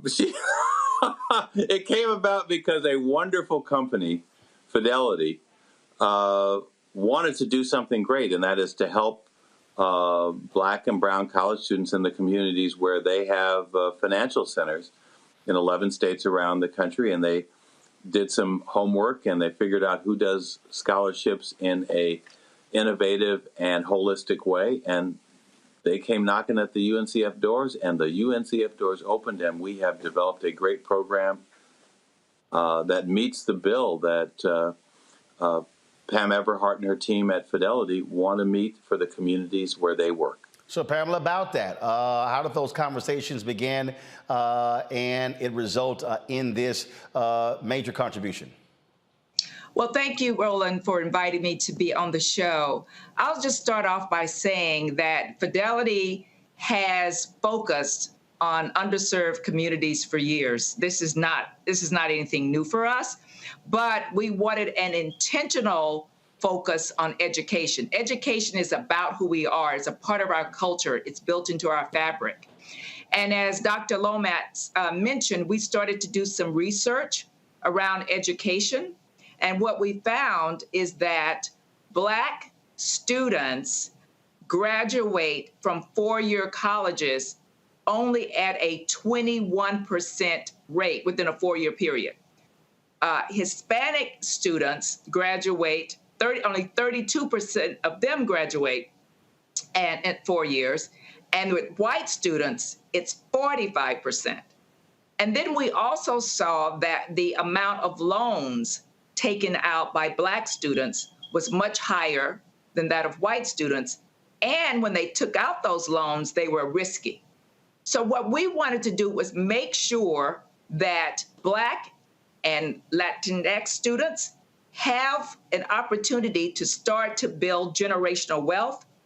And only one way that you can do that is through education. So we wanted to make sure that those systemic barriers that are in place that prevent our students, our Black and brown students, from graduating with no debt, we wanted to make sure that we could provide an answer to that. So we looked for a partner. We wanted someone smart, someone who was experienced in scholarships, and there was no better partner than the UNCF. To that particular point, there are a lot of people who are highly critical of the graduation rates, specifically at HBCUs. I remember when the Parent Plus loan was changed under the Obama administration. There were a number of times when Obama made some comments about that to the CBC and some other groups, and there were folks like us who hit back at him on that by saying, look, you're sitting here saying these folks can't graduate their students, when the fact of the matter is a significant number of Black students, if you look at when they go to a Morehouse or places like that, they can be there for the freshman and sophomore year, but the money runs out by the third year. There's some people, they drop out, they got to go work, come back to make money. And so the reality is Black students do not necessarily, a significant number of them, don't have those resources to stay 4 or 5 consecutive years. And that's why sometimes it takes 6, 7 years. And so this obviously is going to make a huge difference. You know, I'd like to just, go ahead, Pam, but. I was going to say absolutely, and the research that we dug into justified that, Roland. So I wanted to make sure that finances would not be the issue to cause them not to graduate. But we know it takes more than money. Money is just not enough, right? So you have money, but then what this program does is provide wraparound services. So we're going to provide mentoring services, college coaching services, mental health services. We're going to provide opportunities for students to apply for internships and financial education services as well. So all of that together, holistic approach is what we saw is different than the traditional scholarship programs. Michael? Yeah, I think this is, first of all, Roland, you do this a lot, and you talk to people who want to talk about HBCUs and education a lot. You're hearing from someone in Pam and the folks at Fidelity who've really done their homework. They said there's a problem we want to make a difference on, and that is helping first-generation, low-income, black and brown students in the communities where we do business. We want to help them flourish in getting a good education that will open up new careers and good jobs for them and also enable them to build wealth. And they ask the question, what are the obstacles that get in the way? And as Pam has said, yes, money gets in the way. Money is necessary, but it's not sufficient to address the issue of persistence through graduation, because life gets in the way of our students, and they haven't had the opportunities to prepare for education in ways that will enable them to navigate the complex world of going to college. And that's what Fidelity is really addressing. They're taking a 360-degree view of the student.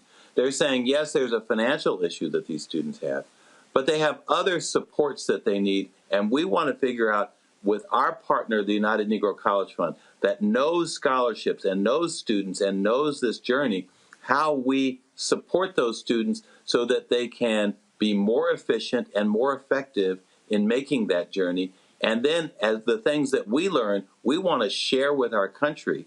We want to share with other corporations. So if they want to do scholarship programs, they're going to do best-in-class scholarships the way Fidelity is doing them. So when does it start? How do people actually apply?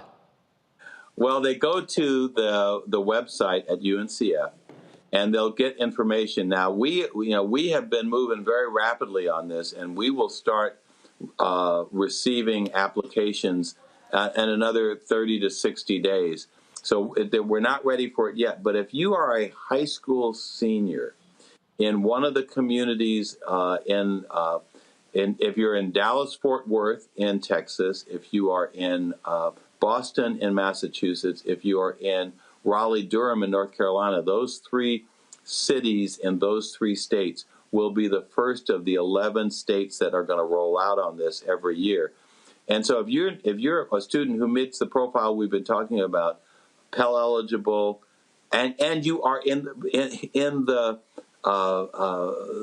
middle. You're not one of those, you're not making a 4.0 average, but you have a 2.5 or above grade point average. You're going to be eligible to apply to get the resources to get a full college scholarship to attend college in the state in which you are located.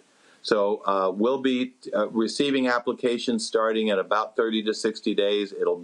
We're still working on the exact details of that. But this will be for the academic year 23-24 for high school seniors going to college in Texas, in North Carolina, and in Massachusetts who come from Dallas-Fort Worth, Raleigh-Durham, or Boston in those states. I got a little time left. Quick question for my panel.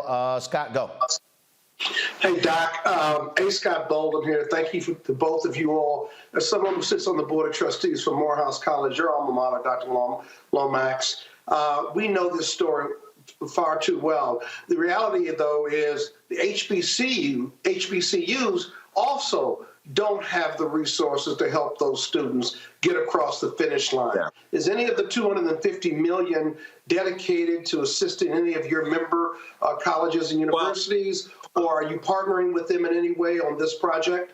Well, as you know, North Carolina has about 15 HBCUs. They'll all be eligible for students to apply from in North Carolina from Raleigh-Durham, and in Texas from Dallas-Fort Worth. to attend. They will be eligible to apply for the HBCUs in those communities as well. There'll be 100 scholarships annually in those cities. The other point that I would make is that while the full scholarships will be more limited, and Pam, maybe you want to just say a word about the other supports that, with college completion grants that will be available to a larger cross-section of students in those states as well. Yeah, I was going to say that's another innovative and unique approach that we're taking. So we are going to make available to students through institutions. And so the gentleman that asked the question, would monies go to other schools?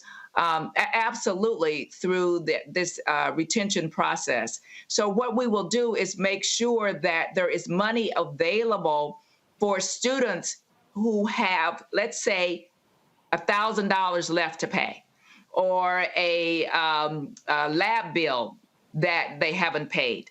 Those small expenses that sometimes prevent you from going on to the next semester. So those retention completion grants we will make available to students as well. And then I also want to say that on this mighty middle, that's something that's different in our approach. Mm-hmm. Generally, scholarship programs look at students who are at the very, very top from an academic standpoint, or from an income standpoint at the very, very bottom. We are focusing on those solid B students, those students that have determination, that have potential, that have true grit, and who basically are the primary workers in America. We want to make sure that they have the resources they need to succeed. All right, then. Pamela, thanks a bunch. We appreciate this decision about fidelity. Michael, always glad to have you on the show as well. We appreciate it. Bye-bye. All right. Thank you so much. Thank you very much. All right, folks, got to go to the break. We come back. We continue our New You in 2023. We'll be chatting with Donna Richardson about, again, fitness, getting your mind right to get your body right. That's next on Roland Martin Unfiltered on the Black Star Network. YouTube, folks, hit that like button. Hit that like button, y'all. You know how to hit it. We should easily be over 1,000. Facebook, hit the share button as well. And the same thing if you're watching the Black Star Network app. We'll be back in a moment. Hatred on the streets, a horrific scene, a white nationalist rally that descended into deadly violence. White people are losing their damn minds. As an angry pro-Trump mob storms the U.S. Capitol, we've seen shooting. We're about to see the rise of what I call white minority resistance. We have seen white folks in this country who simply cannot tolerate black folks voting. I think what we're seeing is the inevitable result of violent denial. This is part of American history. Every time that people of color have made progress, whether real or symbolic, there has been what Carol Anderson at Emory University calls white rage as a backlash. This is the rise of the Proud Boys and the Boogaloo Boys. America, there's going to be more of this. Here's all the Proud Boys, guys. This country is getting increasingly racist in its behaviors and its attitudes because of the fear of white people. The fear that they're taking our jobs, they're taking our resources, they're taking our women. This is white fear.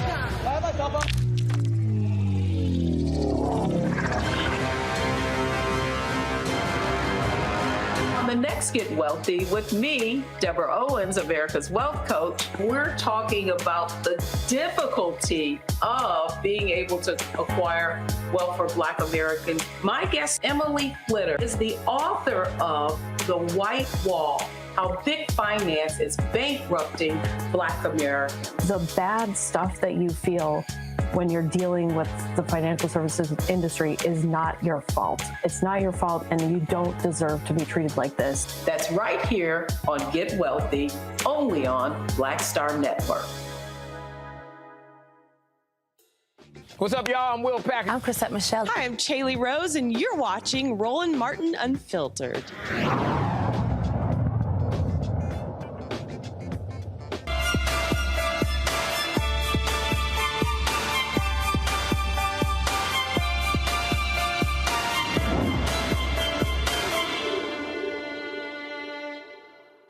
All right, folks, since we began the new year, since January 3rd, we've had our New You in 2023 segments focusing on fitness and health and diet and again, your mind as well. Donna Richardson has been in the game for a very long time. She joins us right now.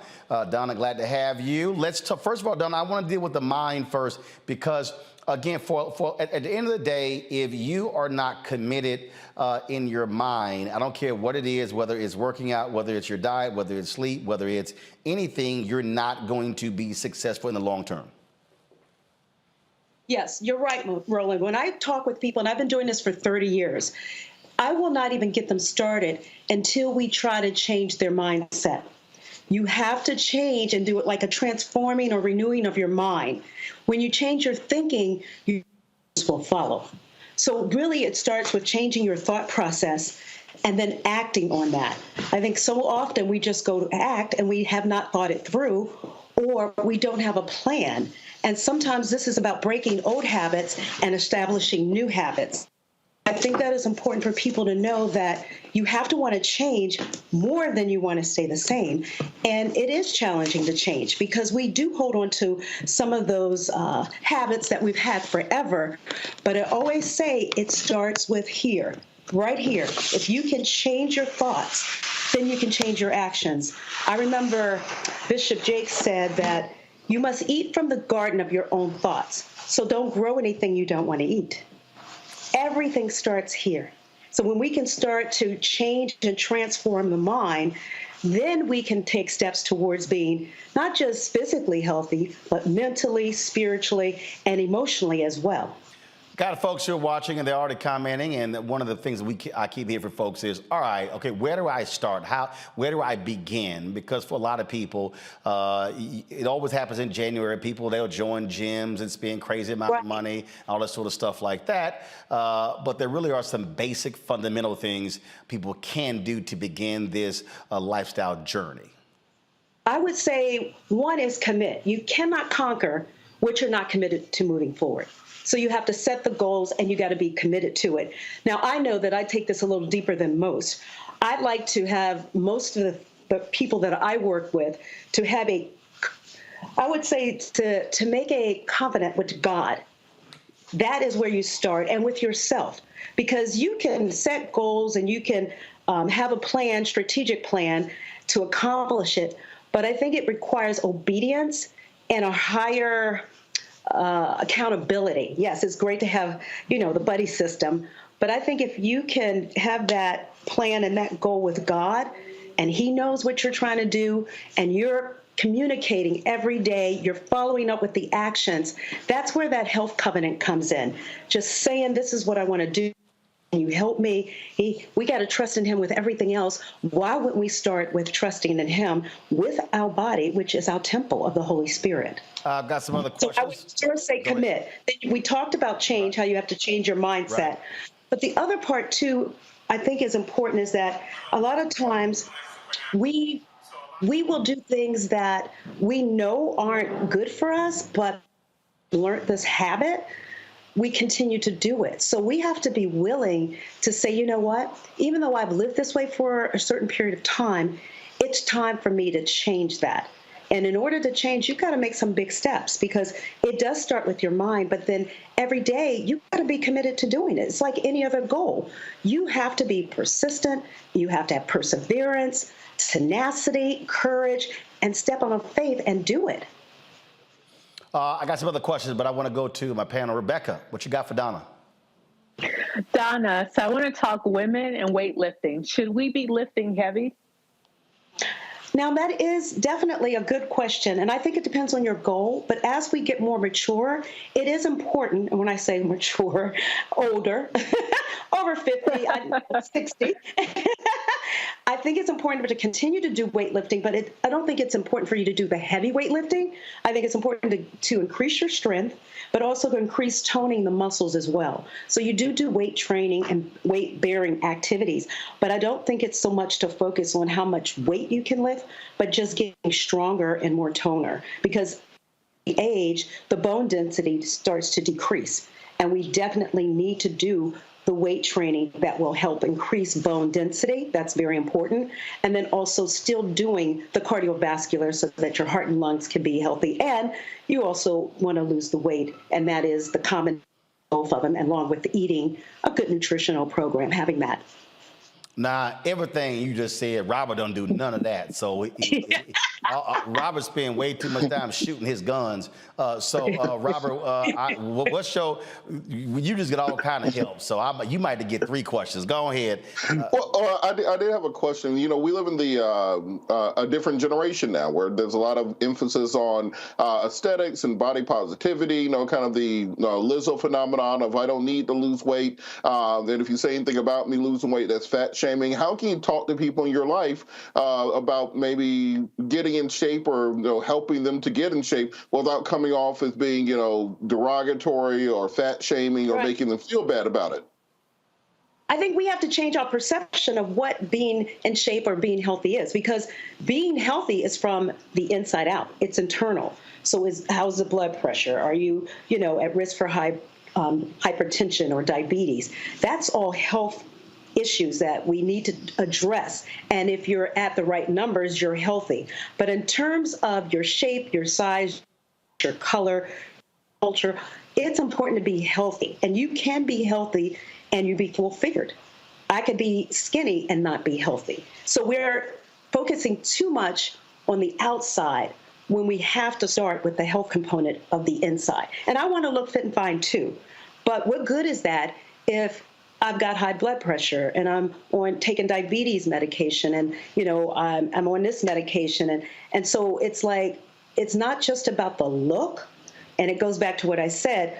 Are we healthy mentally, emotionally, and spiritually? I've worked with people for a long, long time, and they always would go, I always call the Michelle Obama arms, MOA, right? Everybody wants that. Want to help you get healthier and you look fit and fine on the outside, but you got a nasty attitude and a bad spirit on the inside. So we have to change how we look at what being healthy is about. And being healthy to me internally, it's got to be what I look in the mirror and what I see, and not compare me to others. I am fearfully and wonderfully made. I have to look in that mirror and accept and love who I am. I don't care at 60 if it's drop, droop, spread, and all the other things that happen. I have to love me. And if I'm loving me, I'm going to take better care of me. Next up is P-Knob. That's cool. Oh, yes, Scott. Somebody came up to me last week and they... Oh, yeah. Oh, yeah. Oh, yeah. I was waiting to hit you with that one. Yeah. It's P-Naughty. Whatever the hell it is, somebody gave me what your little nickname was in college the other day. And so I was waiting to hit you with it. Go ahead. What's it called? The prettiest snoop on the yard, without a question. I digress. Well, hell, it probably was only 2 or 3 of y'all, so, That was a lot. Yeah, Hey, Donna. I like that. Thank you very much. Your side of spirituality and getting your mind right, there are people out here who say, I just don't have it in me to work out. I want to get on some diet drugs, whether it's Wegovy or some of the other drugs, or I want to have surgery that's going to reduce my weight. But the reality is, even if you do that, you got to get your mind right and how you approach food, your relationship with food, for any of those other mechanisms to work to get you to lose weight. Could you comment on that? Yeah, because a lot of people are, having surgery and taking different things to help to lose weight. But if you're not disciplined, you can start eating way too much, not working out enough, and then all that comes back. And then you're going to have to get surgery again or to take more medication. So really, it is about changing how you want to live your life. And the bottom line is, if you don't have your health, you don't have anything. You can't do anything. So I think it's a personal decision on how you go about it, but do know there are risks when you do some of the things that you talked about. And number 2, if you don't stay being active and eating well, weight will come back. And you'll have to repeat that same process again.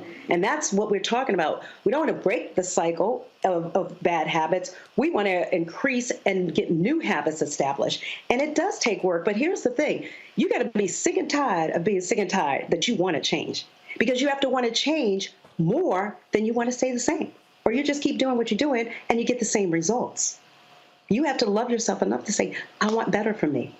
I don't want to, have to bend over and breath just tying my shoe up a flight of stairs and I'm exhausted. I can't play with my grandkids. How about when you're trying to get out of that car and the seat is kind of low and it's taking you quite a minute to get up because you got the extra weight and you're tired, you don't have the energy or stamina that you used to have. That impacts your overall daily activities that you do in life. And at some point, if that bugs you enough, if you are so like, okay, enough is enough, you'll do what it takes to change. I just saw Steve Harvey, and he said on his Instagram how he had started his program because he was sitting in a little beanbag or something trying to play with his kids. And for him to try to get up and do something, they started laughing at him because he had a difficult time just getting up. And that's when he knew to be a awakening moment or a reckoning moment that tells you you need to do something different. All right, Donna, how can folks reach you? I am on Instagram at I am Donna Richardson. I'm on Twitter at I am Dynamite. And my Facebook is Donna Richardson. And yes, I'll be giving more tips. I'm glad to be a part of this with you, Roland. I think it's so necessary. We are still facing the crisis in our African American communities where we're not as healthy. We're getting worse in our health. And if it's not someone like you leading the way and helping them and informing them and educating them, empowering, we're not going to have a new healthy generation that we're passing the baton to. We got to make sure that they're healthy. And everybody's about business, and I'm about business too, but we got to increase generational health at the same time we're increasing generational wealth. Indeed. All right, Donna, always a pleasure. I appreciate it. Tell your mama what's up. And I ain't eat your mama's chicken and waffle recipe until after I hit my goal. You got 20 seconds. Go. Okay, Roland, let me just say this. Everybody says you got a cheat day. Don't call it a cheat day. It's a joy day, because when you work that hard, you deserve to eat something that brings you joy. So every day, and you get to do it however it is with your nutritional program, but it's not cheating. No, call it a joy meal, because Robert got a joy month. So don't give him any ideas. No, I said a joy meal. Joy meal. Okay, Robert? I got you. All right, Don, thanks a lot. Love you. All right, folks, tomorrow we're going to have the second part of our conversation with Dr. Rowe on the show as well. Also tomorrow on the show, HR expert Laren Wagner, go to her photo. She's going to be on tomorrow. We're talking about employees, new year, dealing with job loss, and also how to prepare yourself for that. So we're going to have her tomorrow on the show as well. So a lot we're going to be covering on the show. Let me thank Rebecca, Robert, Scott. What the hell you want to know? P-Naughty Watt. Okay, whatever. Whatever. I mean, I don't know what. Alphas can't pronounce it because you ain't a noob. We don't care. Period. We don't care nothing about no noobs. Not. Yeah, that's all you think about. That's all. And I keep telling you. Why you mess with me every time I'm on the show? You don't mess with Robert or anybody else. Let me remind you. That's racist. I was just Robert. But let me remind you, Scott. You mad because I'm light-skinned? I know. Scott, let me remind you. Without Alpha, y'all ain't number Kappa Psi. All right, y'all. I gotta go. I'm gonna see y'all tomorrow. And Scott, you man, you can't rock an ass Scott like I do. I'm out. Folks, Black Star Network is here. Hold no punches. I'm real revolutionary right now. Support this man, Black Media. He makes sure that our stories are told. Thank you for being the voice of Black America, Roland. Stay black. I love y'all. All momentum we have now, we have to keep this going. The video looks phenomenal. See, there's a difference between Black Star Network and Black-owned media and something like CNN. You can't be Black-owned media and be scared. It's time to be smart. Bring your eyeballs home. You dig? Pull up a chair. Take your seat at the Black Table with me, Dr. Greg Carr, here on the Black Star Network. Every week, we'll take a deeper dive into the world we're living in. Join the conversation only on the Black Star Network.